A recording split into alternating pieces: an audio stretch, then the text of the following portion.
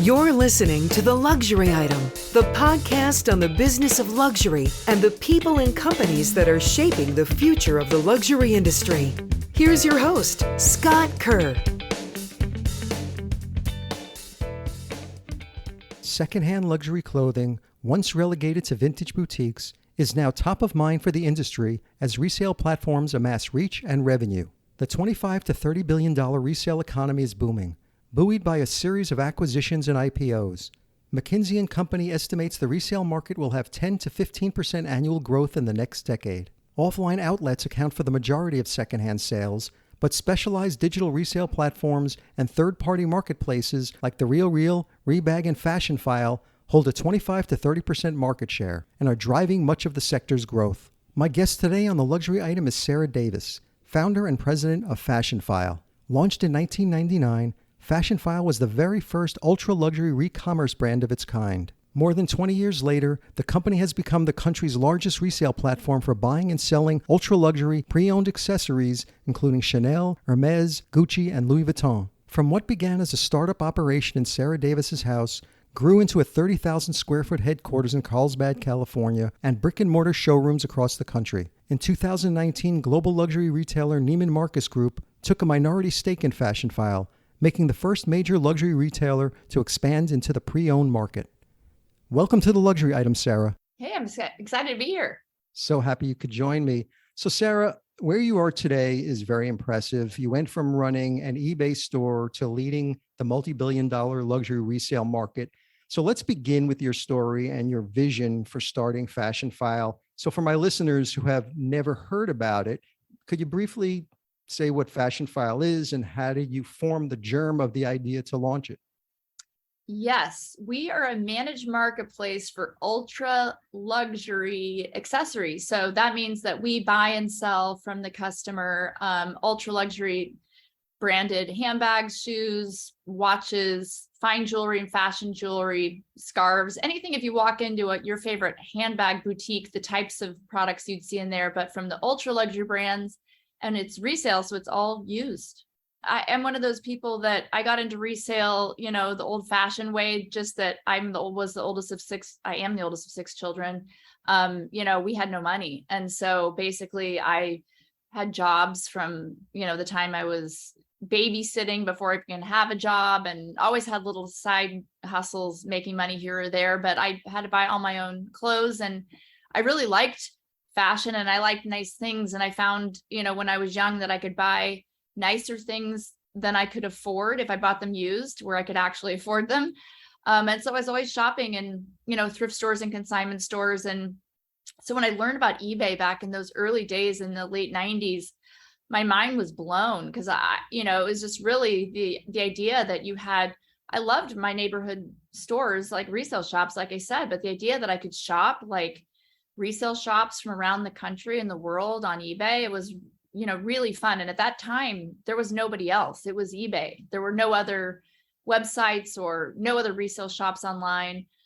So you had your local mom and pop consignment shop, or there was eBay in the late 90s. And so, I got addicted very early, and that's kind of how I started. I started selling my own things. I was in law school at the time.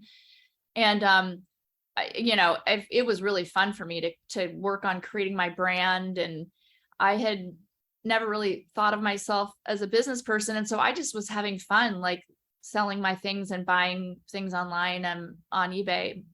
This is those very, very early days though. So it was a totally different experience than what you see today, again, with the competitors and the landscape. Yeah. So when did you break away from the eBay ties? Well, we launched the website in 2007. So it's interesting because in 2010, Entrepreneur Magazine called Fashionphile one of the smartest, most innovative, hands down brilliant companies on their radar. And then we joked that we then slid under the radar for the next 10 years. But we really weren't, meaning we've been growing 50% a year, every year over year, and have always been profitable.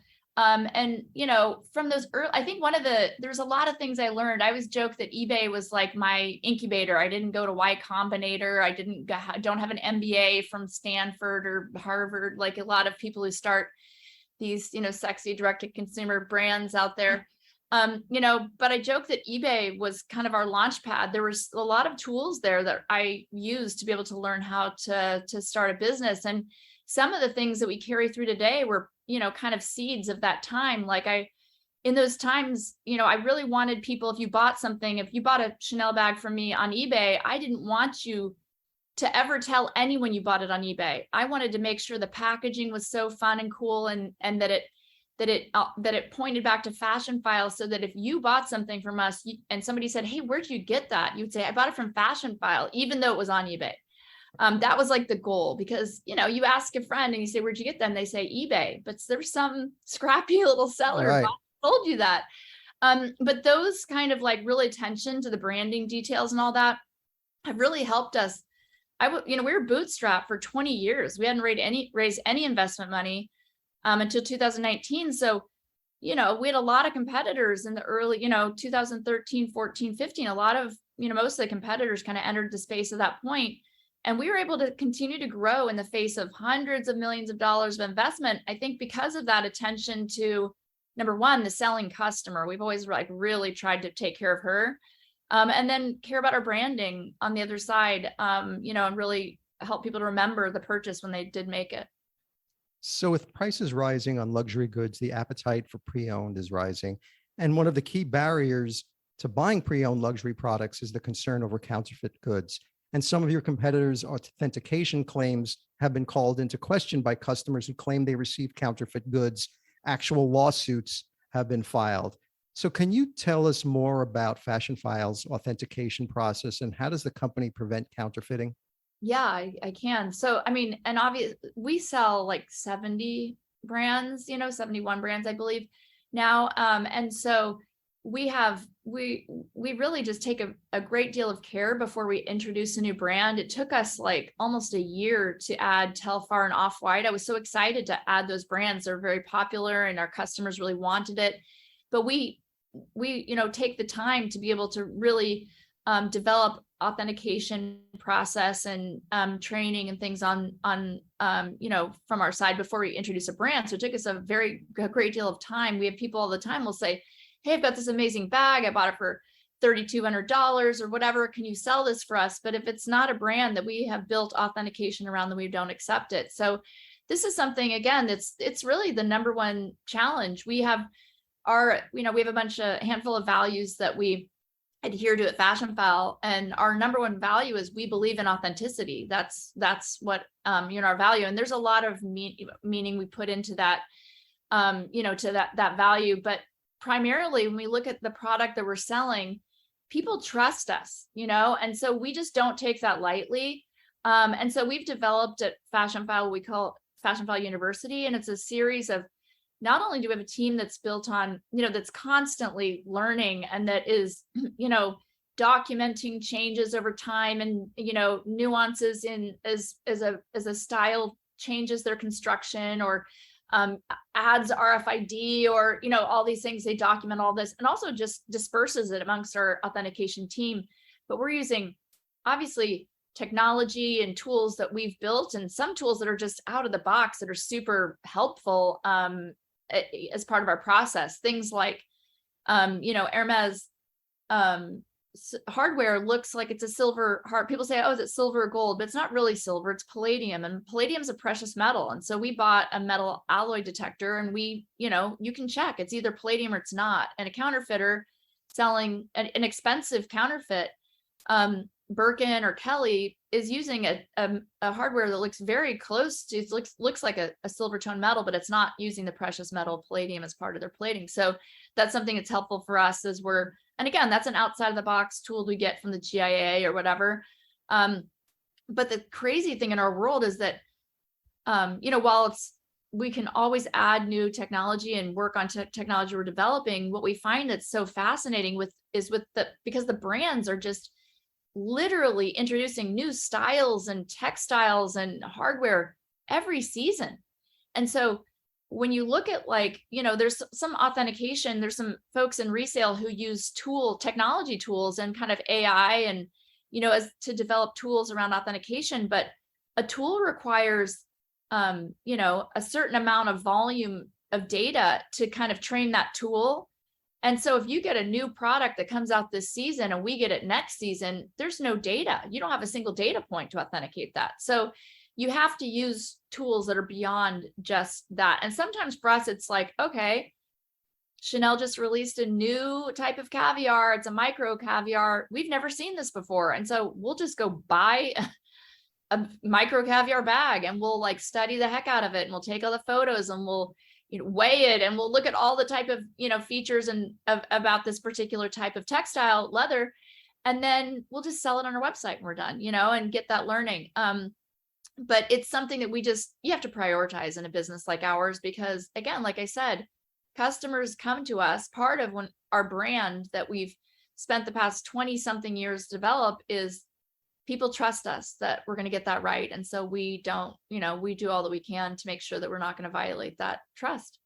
And there are other resellers of luxury fashion and accessories playing in the field, although you predate many of them, like the Real, Rebag, and Depop. How does Fashionphile uniquely distinguish itself? Yeah. I mean, it's fascinating because again, like all of the brands you just mentioned, we predate them by like 13 plus years, like we were doing it so long.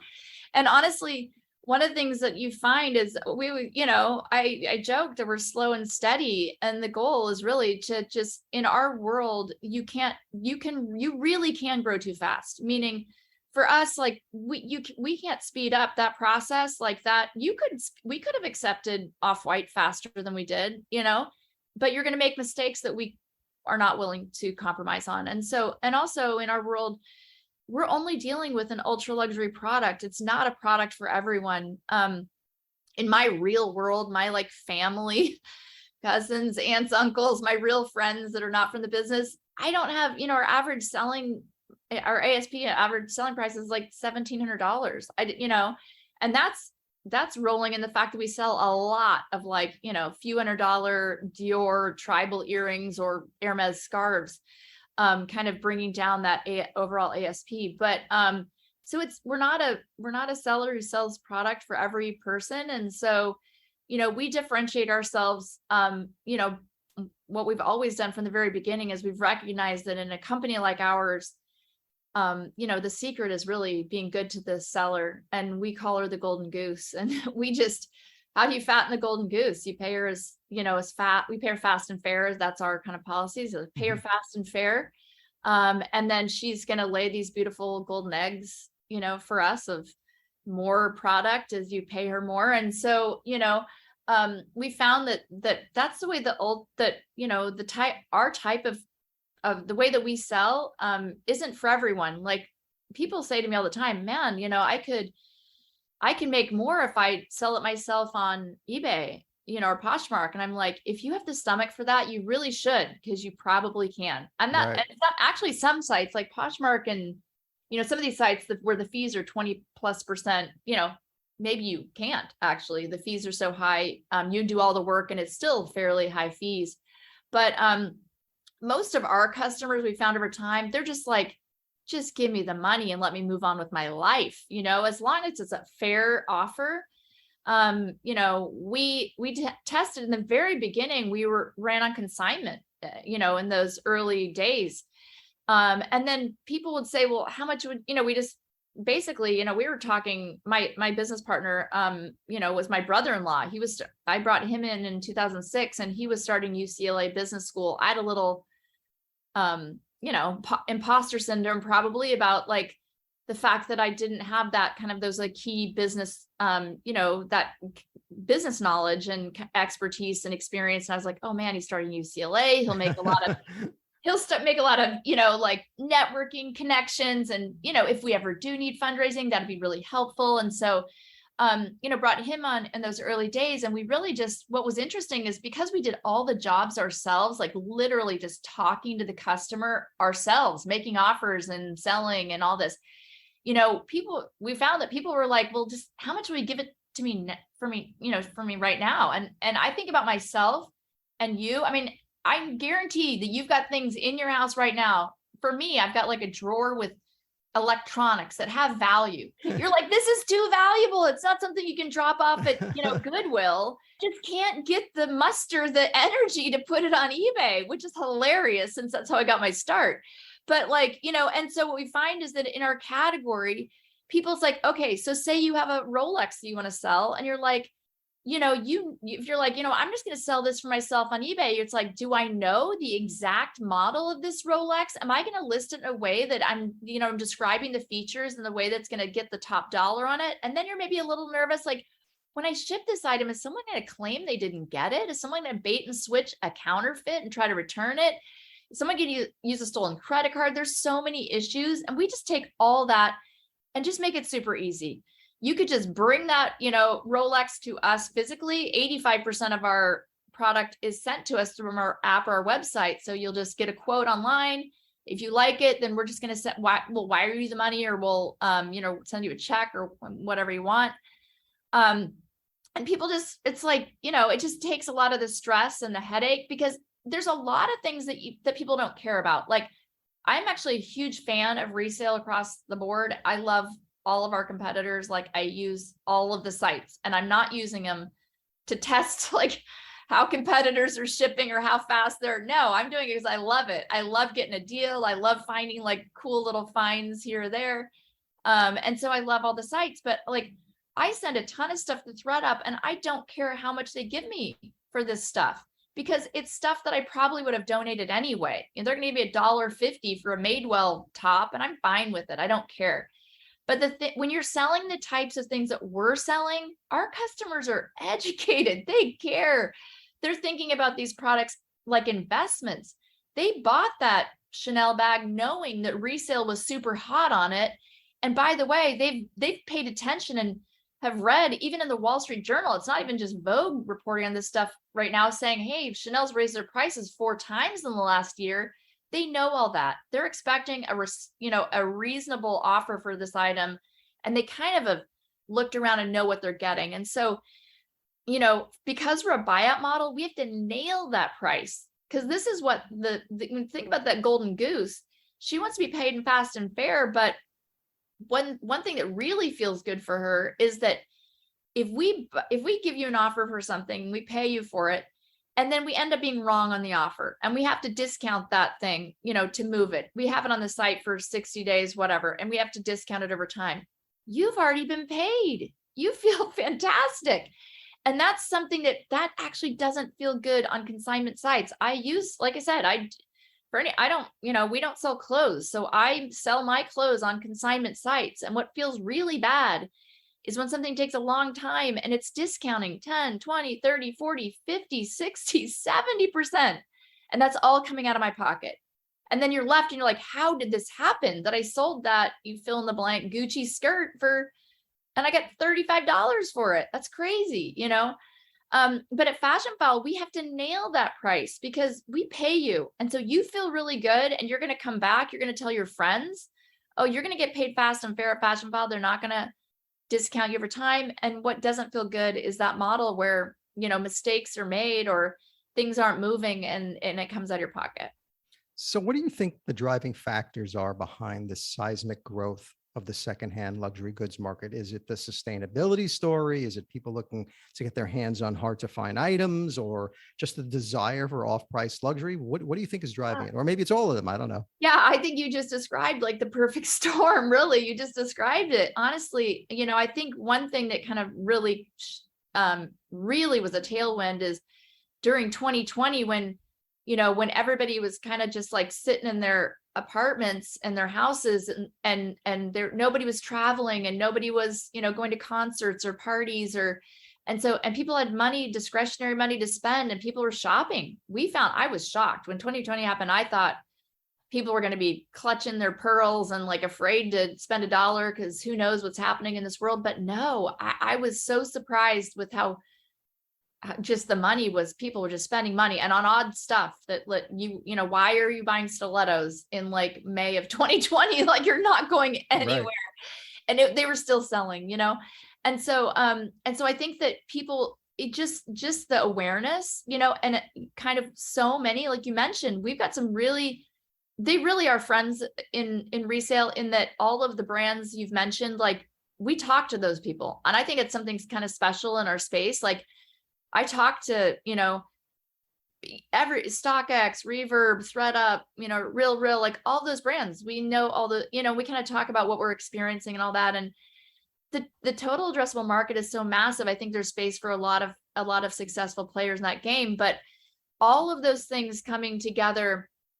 and the idea that young people, it's not just lip service. They're like, their desire to be really conscientious in the way they're spending their money, that they want to make investments, into, circular fashion and sustainable fashion. But sometimes, purchasing the sustainable or the circular or the more eco-friendly item is more expensive and the product is worse. Like, I don't know if you experienced that, but sometimes, like, if you want to buy like the earth-friendly deodorant, it's like $12 and it doesn't work as well as right. Potentially, and what's so cool in our world is that potentially, as you're trying to do what's right for the planet, I mean, we literally sell, we sell every brand, and I'm talking Hermes, Chanel, Gucci, Louis Vuitton. You can buy those, a handbag of those brands for less than the price of a Coach bag. If you're willing to buy a vintage bag, we've got less than $500. And by the way, that once you're buying at that price point, that's not going down. You can wear that bag for a couple years and sell it for more than you bought it for. So when you've got, so I think you've got these young people that are thinking, I really want to make this, I really want to be thoughtful about the way I'm spending my money, but I also want a deal. I mean, this is like, hello, we're your people, if that's what you're doing. And then secondarily, I feel like when you look at just all of the money that, like you said, with all of these like now public companies in resale, there's so much awareness, and that awareness has been it's been something that's risen all of our boats. That awareness definitely, as all of these competitors came into the market from, like we talked about, mid like 2013 to 15 or so, all of that awareness really brought eyes to Fashionphile, even though we weren't spending the money. We didn't even have a marketing department until 2019, till we did the Neiman Marcus deal in 2019. So, but as people learn about, wow, this is something that's happening online, I'm going to look into it. You Google, Chanel Grand Shopping Tote, vintage caviar, whatever, we're going to come up, in that search. And so that's been really, really good for us. And before, you were talking about the pandemic, and the ripple effects of the pandemic really did boost the resale market. And I read that last year, Fashionphile pulled down between 450 million and 500 million in gross sales. And that's like 107% year-over-year growth, your biggest year yet. Congratulations. That's amazing. How is 2022 shaping up so far? I mean, honestly, this is not 107% growth. I'll put it that way. And it's crazy. Like, and what's so fun or interesting for us, I should say not fun, interesting for us, is that we've been doing this for so long. Like, there's definitely belts are tightening, and whatever happened in 2021, that nobody's experiencing that this year. Quite frankly, in 2021, we were looking around going, what is happening right now? Like I said, we'd historically grown 50% a year over year. 2020, we still grew, but it was more like 25% or something. As there's obviously some crazy rocky moments in that earlier that year. And really kind of what was a challenge for us was getting supply in the door as things were closed down and all that, to be able to satisfy, like I said, the actual appetite for spending. But so things have definitely, this is not the same world we're experiencing in 2021 at all.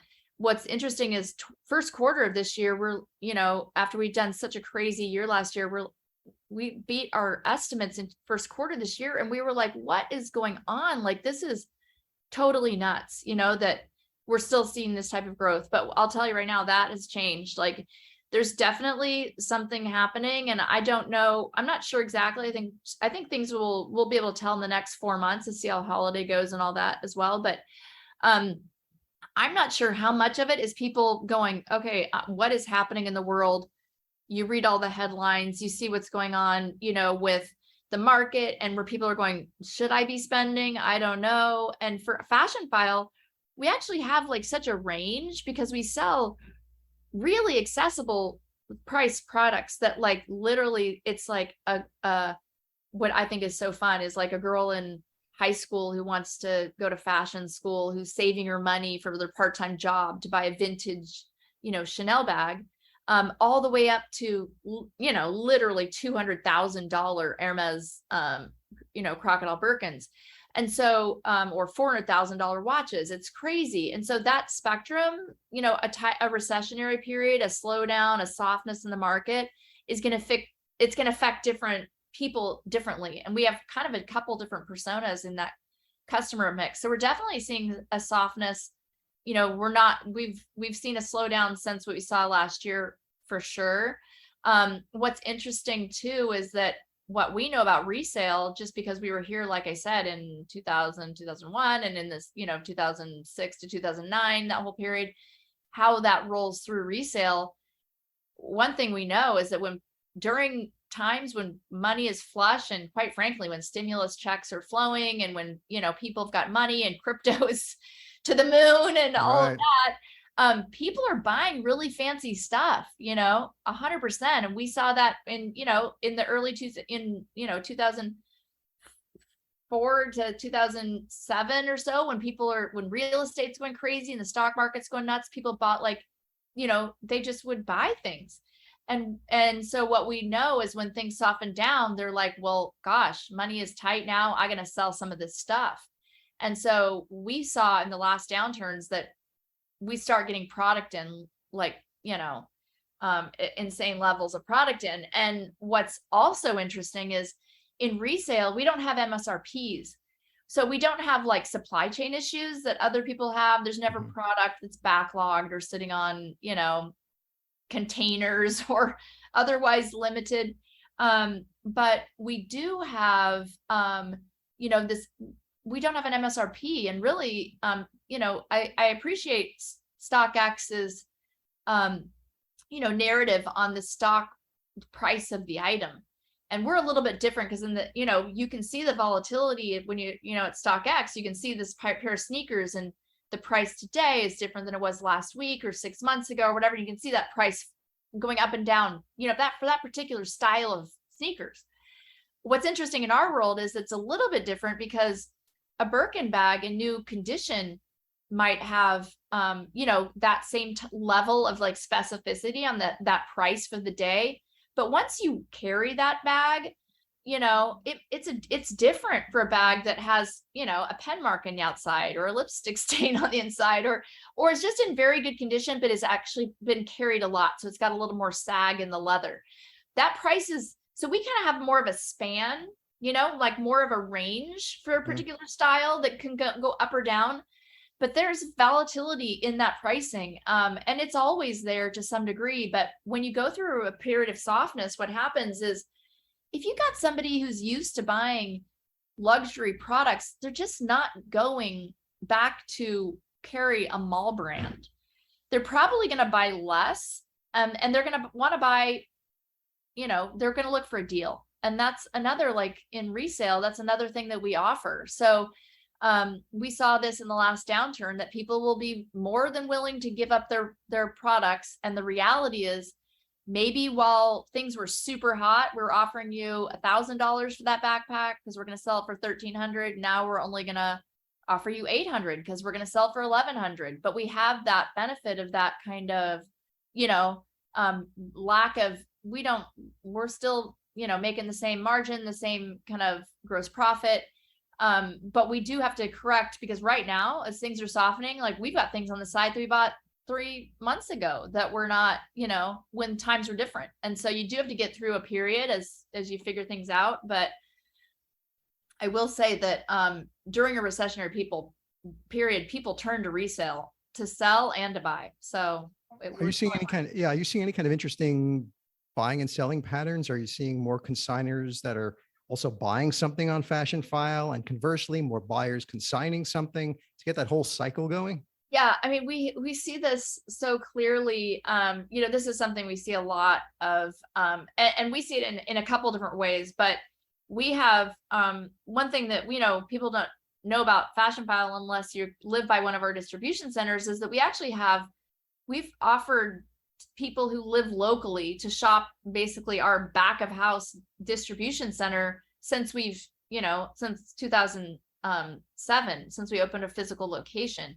And so our first location in Beverly Hills. And so what that means is, what's interesting is people come in and, and we're like, hey, we've got all of our inventory here. Sure, we're packing and shipping and authenticating, and it's a distribution center. It's a very lovely one. I mean, if you Google, you can see our images. It's a lovely location, but we have a front of house like showroom where you're able to come in and basically, instead of shopping, normally if you go to any vintage shop or consignment shop, even a handbag specific store, they might have 200 bags. If they want it to look nice, maybe 250. You can't have too many or it just doesn't look luxury or whatever. So you might have 250 bags on the very, very high end. I've actually not really been to very many stores that have that many bags. But at Fashionphile, if you come into one of our showrooms, we have one in North County, San Diego, where our headquarters is, and another in Chelsea, New York City. You can literally shop from like 30,000 items. So it's a mind-blowing experience. So you walk in and say you're looking for a backpack, we have 900 on the site. So say we have 350 in Carlsbad, then you're like, well, I'm looking for, I want a Gucci backpack. Okay, well now we have 86. I'm looking for one that's actually leather, not canvas. Okay, now we've got, 11. I want one that's, can hold my computer. Okay, now we've got 4. And then if you put those in your cart and you're in our Wi-Fi environment in our showroom, then you can pull those items. You can request to see them. And so we bring all 4 down and then you can pick the one you want. That kind of ability to really optionality in resale is so unique. Normally, I love consignment stores. Like I said, I walk into my local consignment store and they have actually 26 bags. 3 of them are ultra luxury. 1 might not even be authentic because, they're trying, but they don't see enough volume to really get that nailed. But that kind of optionality is crazy. So in our showrooms, we have a 78% conversion rate for people who come in to buy an item who leave with a Fashionphile bag in their hand. What's also interesting is at that same showroom, you're able to come in and make an appointment and say you want to buy a backpack, but you're going to sell your old messenger bag. And so you bring in that messenger bag and we're like, okay, well, we'll give you $1,000 for it. We'll give you 10% more if you put it onto Fashionphile store credit. You basically can leave with a free backpack and a few $100 because the backpack was cheaper than the messenger bag. And so 60% of the time when people come in to sell to us, they actually leave with a bag, in their hand, that kind of trading experience in those showrooms. And that's something you can also do online, but we find that it's so fascinating to see it in the showroom, because it's just you can see that circularity. The other thing that's interesting, like I said, we partnered with Neiman Marcus. We went out for a normal private equity fundraising route, our first one in late 2018, and end up with Neiman Marcus as our. I know, that's amazing. I mean, really, I literally woke up the morning that thing closed and I was just so. Yeah. What is that partnership all about? It's how does it benefit both parties? Yeah. I mean, this is what I love. I heard a long time ago, I need to Google this because I can't remember who said it, but that good business is good for everyone. If it's really good business, it's just good for everyone. And what this partnership, they came in, and not just, I love it because we started that discussion with Neiman Marcus in 2018. And by the way, environment's so different. I can't believe that was only, 4 years ago or whatever, because the environment as far as resale is so different. Nobody was doing resale. Nobody was talking about resale. And the brands were still very prickly about resale. And Neiman Marcus came in and they didn't just dip their toes in with they could have done we could have done a little collaboration, but no, they literally came in and invested in the business because their CEO and kind of their plan, they do believe in the full circularity. They believe that the products they sell are investments. And they did a study and they found that 78% of the people that they, that shop at Neiman Marcus sell their products when they're done with them, usually at mom and pop consignment stores, which makes sense because if you buy seasonally, unless you're a hoarder, you've got to get rid of some stuff occasionally. And how do you get rid of these things? And so really had this vision of, how could we make this work? And so together we came up with this, we're now we have 10 Neiman Marcus, like shop and shop Fashionphile studios inside Neiman Marcus stores, where you walk in and it's a Fashionphile team that's working the store. So if you walk into Fashion Island, Neiman Marcus, you're going to go, and we're usually tucked back somewhere hidden. We're like a speakeasy. You have to know, to know, because honestly, we try to just lay low. Like we don't want to, the brands are starting to all get comfortable with resale, and we just didn't want to, we just wanted to kind of not poke the bear and just, sit back. And so we're you'll come to our location, you can drop off that messenger bag and then go shop shoes, and then you can get paid in Neiman Marcus store credit. And again, when you talk about that circularity, this is something that's been happening, meaning, we did a study a couple of years ago, last year actually, on, and then the question that kind of triggered it was, when does a Chanel bag end up in a landfill? Because I was like, it doesn't. So what is happening with the Chanel bag? Right. Like that it would ever do that. And the results of the study were just so interesting, because it really is, it speaks a lot to how Neiman Marcus actually runs its business. Because what we found is that people, if you buy a luxury item, number one, you're more likely to take good care of it. Duh. Like, like my mother is told, it's like when you buy something nice, you take care of it, you spend a lot of money on it. And so, and they're more likely to pay for professional repairs. And so, as you know, that's something that Neiman Marcus has done for like 100 years. They're like, mending and repairs department or whatever. Something that we, really value at Fashionphile as well. And so, and then it just, people on average hold these items for 10 years plus, and then they end up going to a child or a housekeeper, or if they're going to give it away, or they sell it. But these really items have a very long life. And the thing that's interesting to me is it's not even, we found is it's not even the quality, because a lot of people are like, oh yeah, these things are such good quality, they last that long, that's why they're, that's why they don't end up in the landfill. But it's actually, and why they get repaired, but it's actually the brand value.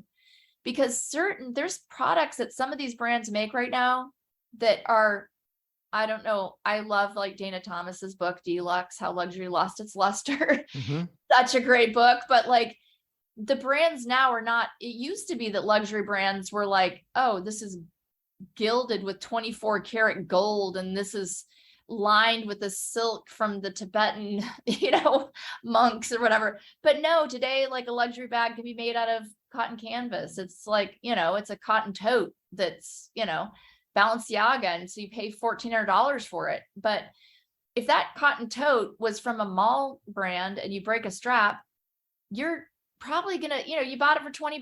You're probably going to throw it away. But if you paid $1,400 for that Balenciaga tote, you're getting it repaired. Like I actually had a pen blowout in a tote that I'd invested a lot. I bought it on the secondary market, but I paid a lot of money for it. I had that thing dyed, like you're just making it work because you put that money in it. It's actually the brand value as well as the quality and all that like kind of demands that, that care, and that, everything that I have, I most of what I buy is used when I buy it. And then it all goes back to, someone else when I'm done. So over the past few years, the prices of some designer handbags have increased exponentially. Luxury fashion houses such as Chanel and Louis Vuitton have increased prices for some of their signature bags. Chanel has increased the price of its handbags 4 times since the pandemic began in March 2020, and placing a limit on exactly how many bags a customer can purchase per year in its efforts to make it more exclusive. How have those pricing dynamics impacted the resale market for ultra luxury handbags? I mean, it's really kind of in lockstep, meaning that's what's so interesting. As we've been in business as long as we have, we know that this is a pattern we've seen from the brands from day one, meaning every year that we've been in business, almost every single year, like by clockwork, the brands raise their prices, and on those iconic pieces, it's the same exact bag, the same construction, the same materials, and yet that price goes up, every single year. What's interesting is recently that price has gone up, like crazy. Like you said, like some of these are, 2, 3, 4 times in a year that price has gone up. And really over time, when you hear what the brands as they report, like why they're doing these price increases, they always say, and, because of inflation and kind of balancing out, international pricing disparities and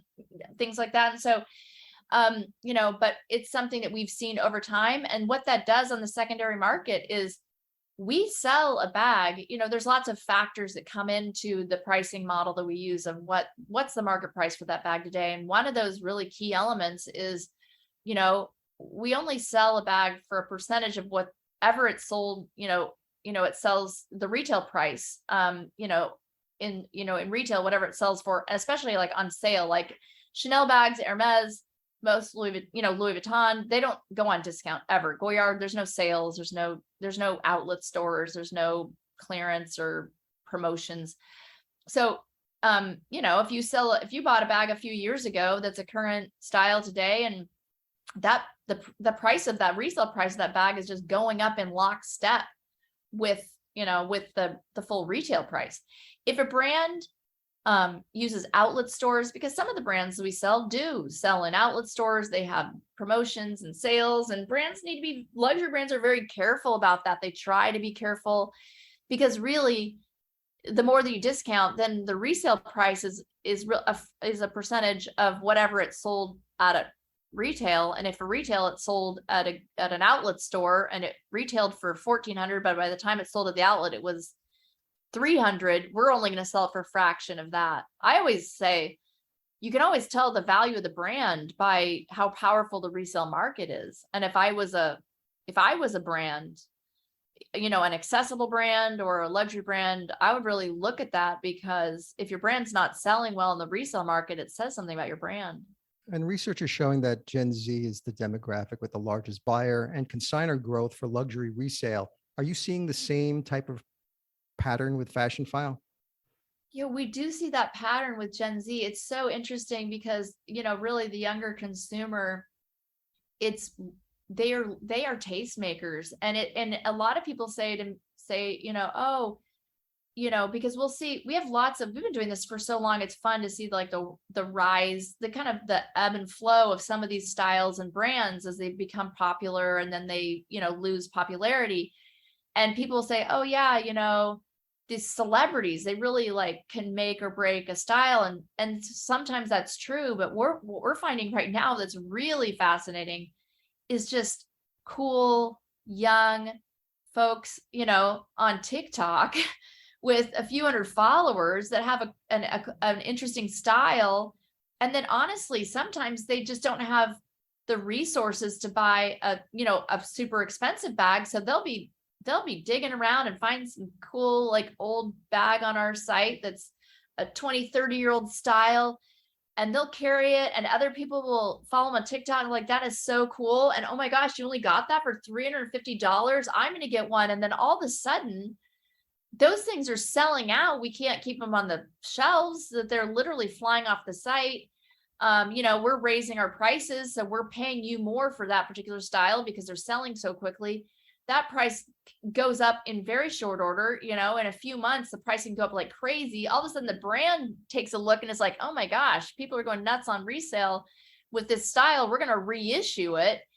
And then they come up with a brand new version of that vintage style that's like significantly higher, which raises the entire brand up. So it's really fascinating. I think that because we always joke, we got into TikTok pretty early, where people are going, why would you get into TikTok? Like it's a bunch of 13-year-olds, like that makes no sense. But honestly, it's unbelievable the impact, that really these younger consumers are having. And really, like I said, there's some tastemakers on there, and it's not even necessarily a big star with a massive following. Sometimes it's smaller players, these micro influencers with a following that start trends. It's really interesting to see.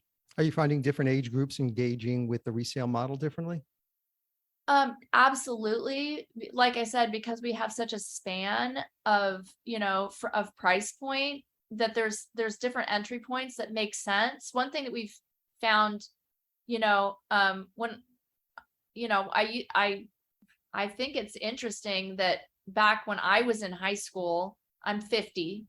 And when I was in high school, I would joke that the gateway drug into luxury was like Coach.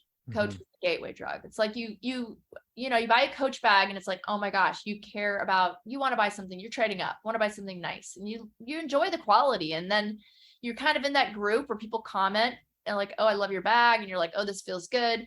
And then, by the way, that's that's a slippery slope. That gateway drug, you get getting into more hardcore drugs, and then you're going to Louis Vuitton, and you're start with a Pochette, and then you go up to a Chanel and Hermes.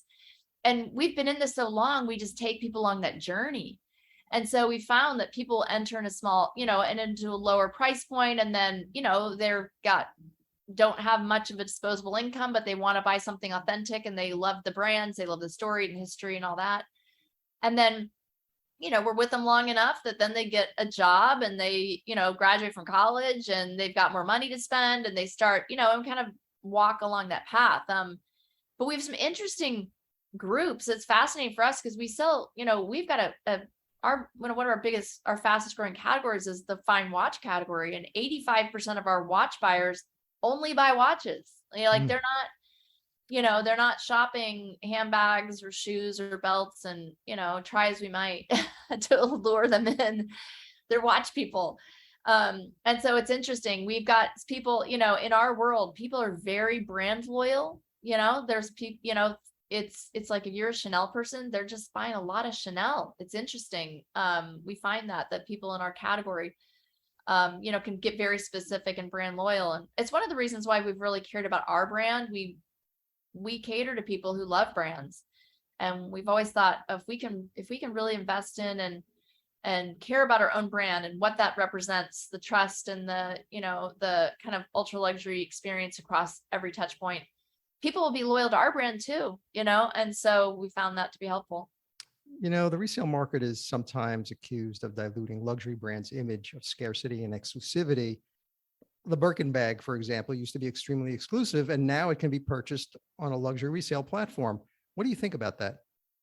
Yeah, I mean, like I said, I feel like what the highest honor for any luxury brand is really that your product is selling really hot on the resale market. And I mean, Chanel is one of the reasons they've had to raise their price so many times in the last year, is that their products are just selling so hot. Like we've never had in the 20 something years we've been in business.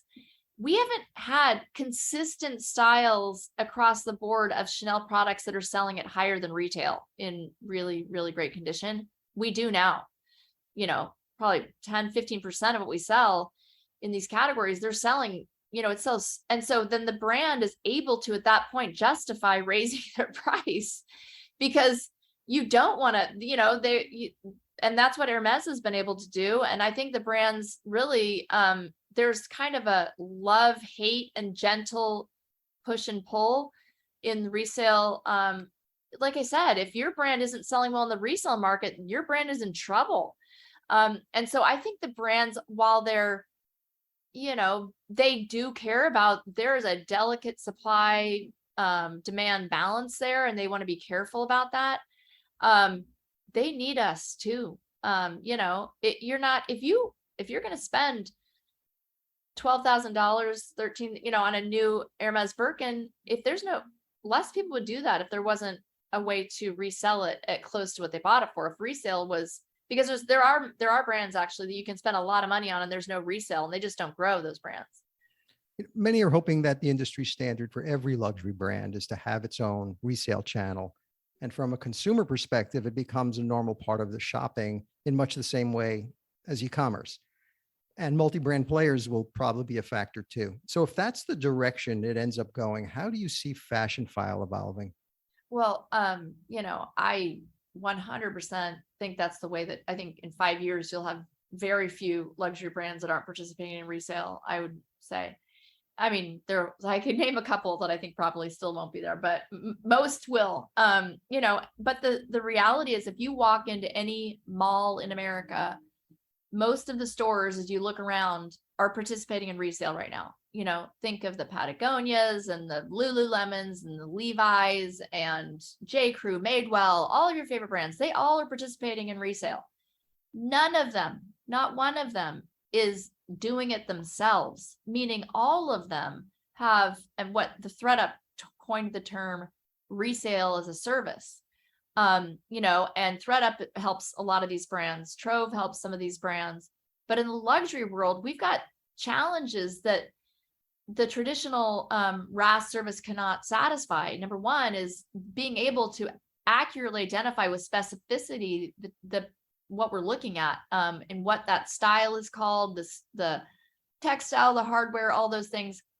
You have to identify with specificity and know the value attached to that particular style in that condition. Maybe today gold hardware isn't selling as well as silver, or that the grand shopping tote in the XL, in the standard size does this well, but then the extra large is $200 more. We need to nail that because we need to give you the accurate price for that. So you have to be able to identify it with specificity so you can accurately price it. And then you have to be able to authenticate it. And brands, what we do is it's a lot of work on the back end. Like I said, it's a lot of handling of product and storage, and really a lot of operations in that whole identification, pricing, and authentication part of the process that I think the brands will definitely want to participate, but they're not going to do it alone. They're going to get a partner to help them. And we're here for it. We're the resale partner for Neiman Marcus. And, we've got other relationships. We're in NDA with a couple other brands. We handle the Farfetch Second Life, back the white label, that program. And so these are things that, as brands enter the market, we want to be helpful, and we want to be able to help them to make that an easy experience. I will say, as you know, in the luxury world, many of the brands we sell don't sell online at all. Right. Some of them, Louis Vuitton's been online since like 2007. They were really early with e-luxury, kind of getting online. However, they have a very limited offering online. Again, keeping that supply and demand balance, that luxury experience. Most of the brands we sell do not sell their full line online, and also have many of their hotter products never available online. So I'm very skeptical that we will ever see, I've got 3 daughters and I only buy them used Lululemon. That's how cheap I am. But I love Lululemon has their own resale site, and I love to, and so you can buy that. It's right alongside of the Lululemon site. You can shop new and used at likenew.lululemon.com. You can buy used, or at lululemon.com you can buy new.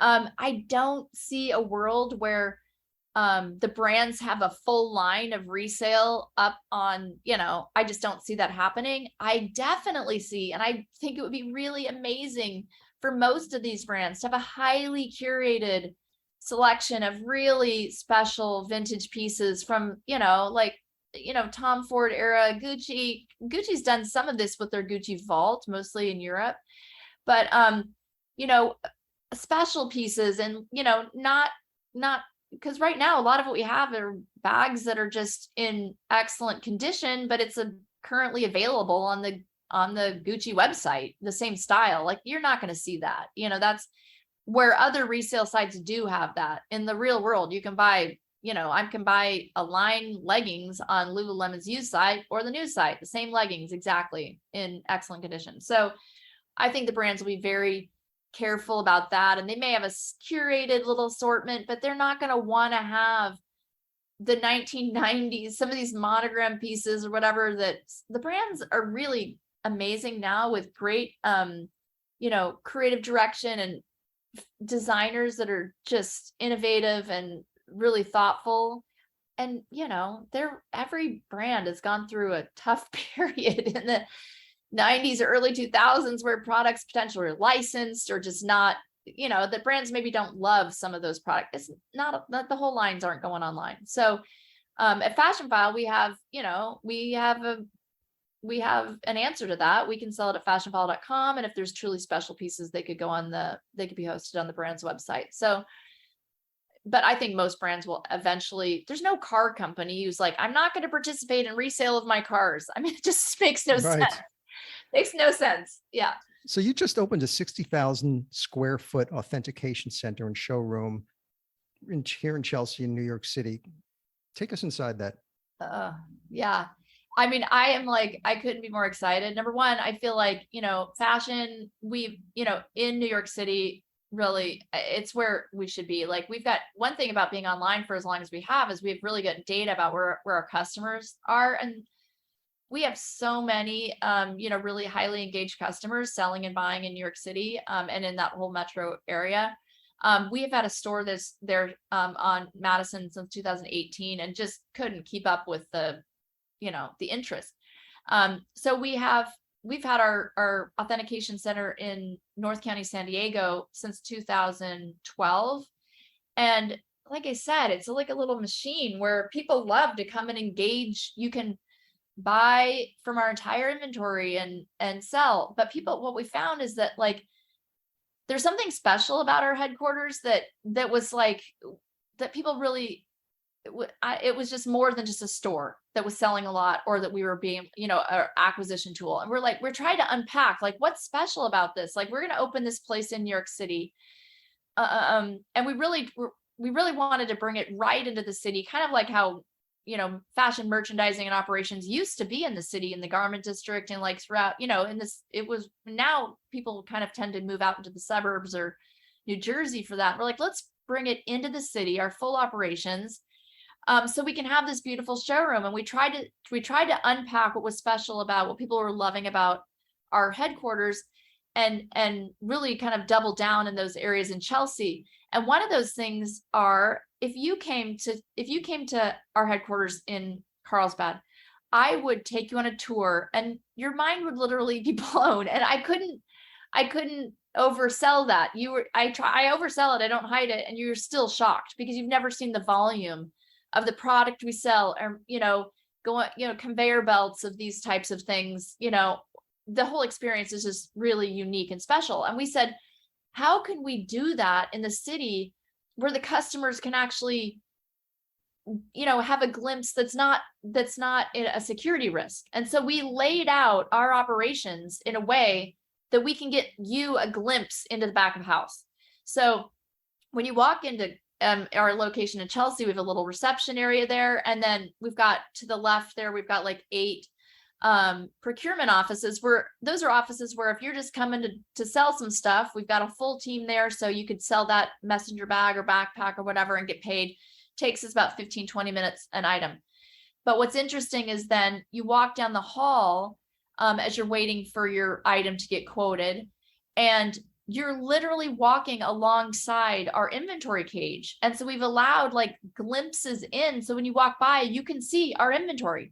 It's not like curated. It's not like, oh, we're merchandising this thing for a showroom floor. It's just the way that we store our inventory. We have we only sell the cream of the crops. We have a pretty good, quick turn. And so when you come in, the product is different every time. And you've got these glimpses, you're looking into, and it's high security. There's literally a cage that you're looking into, but you're looking at our inventory racks, like literally our back of house.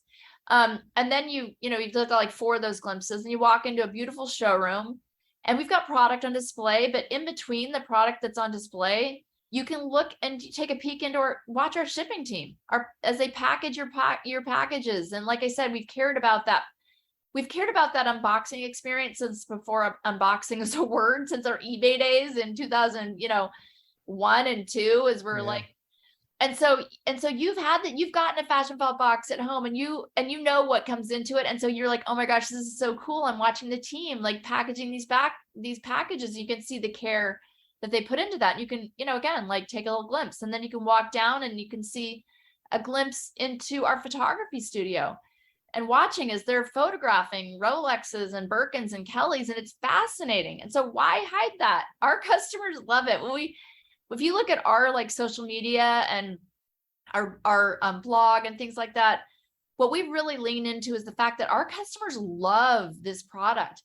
they love learning about it. Like whenever we bring up Fashionphile University, people are like, I want to go. Like, how do I get a degree? And we're like, okay, not everybody can go, but like, can we give you a glimpse into how this works? And so then if you keep walking, you can see a glimpse into our authentication station. You're literally watching our team, as watching them use the tools, and as they investigate and research all these products, as they're inspecting every single item, you're watching them work. And so, and so then you're in this showroom where, like I said, you can then use these iPads and you can pull any item. We've got like 30,000 items there in Chelsea. You can pull any item from the back. You can, you can shop the iPad and just say, oh, you can shop by what's available in Chelsea and pull anything out that you want. And so, like I said, that's why, you cover retail, you know how this works. Like a 78% conversion rate is just crazy. It's unbelievable. But people have been shopping. They know they're coming in, and they've been shopping online, and they're looking at things that are available in Chelsea. They're putting them in their cart. Then when they roll in, like I said, in our Wi-Fi environment, they're able to select those items and have them pulled. There's a carousel there. It's a mini like conveyor belt, carousel that's bringing the products from the back into the front. And so you can see these items coming around the carousel. It's really fascinating. So you started Fashionphile to help pay off law school loans. How has founding Fashionphile changed your views on sustainability? Yeah. My aunt, she's an artist, and she's worked for all of, like, I've always idolized her. She worked for like Hasbro, Mattel, did like My Little Pony and Polly Pocket and all, I always loved her artistry. And so I had her design a logo for us in like 2008 or something like that. And it was this woman, she's like carefree, and she's swinging a Kelly actually in her hands, and it's got the recycle logo around it. And the tagline was Fashionphile, saving the earth one fabulous bag at a time. And it was like a little joke.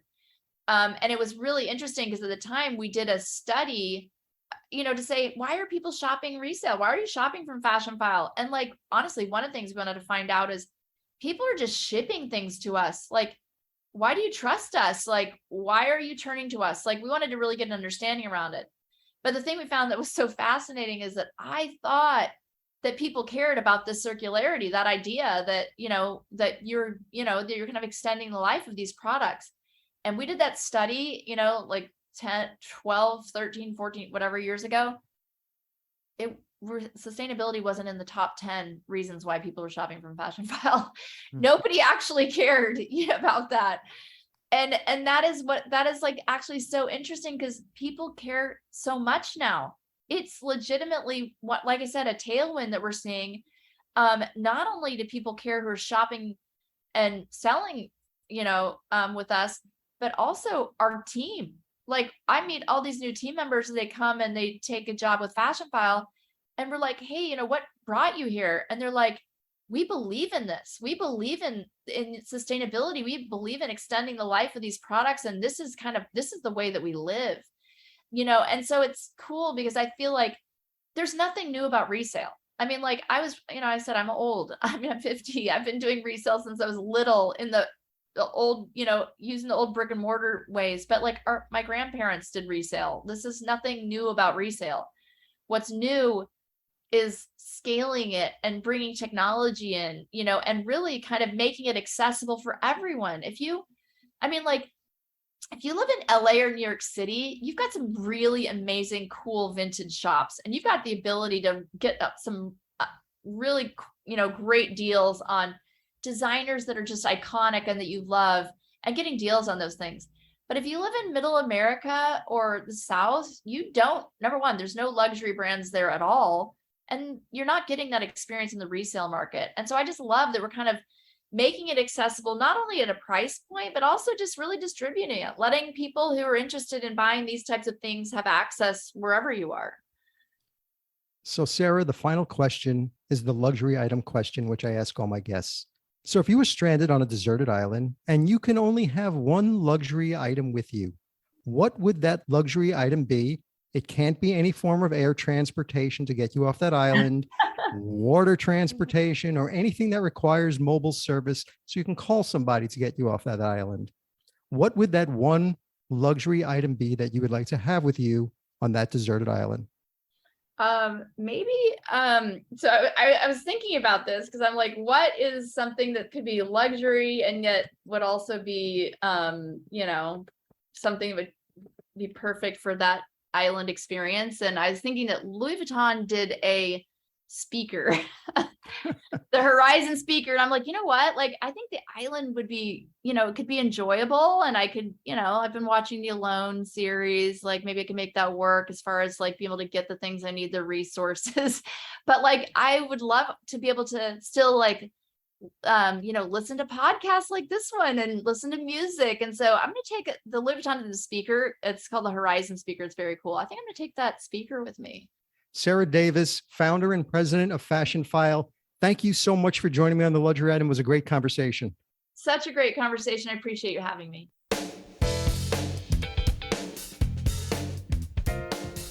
That's it for this episode of the Luxury Item Podcast. Thank you so much for listening.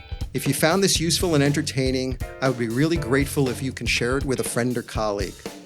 I would love it if you subscribe so you never miss an episode. And while you're there, be sure to rate and review us on Apple Podcasts. It really helps other listeners find us. The Luxury Item Podcast is a production of Silvertone Consulting. I'm your host, Scott Kerr. Until next time.